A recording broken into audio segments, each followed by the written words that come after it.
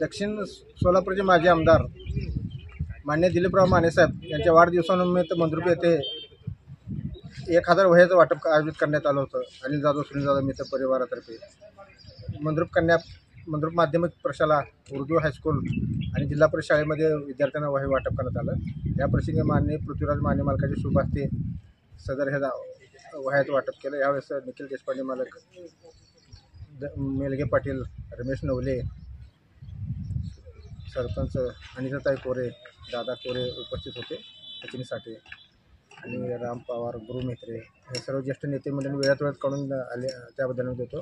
दिलीपराव माने साहेबांचं कार्य आतापर्यंत दक्षिण सोलापूरचे आमदार होते. दक्षिण सोलापूर मंद्रुपसाठी त्यांनी आतापर्यंत भरपूर विकास निधी दिला.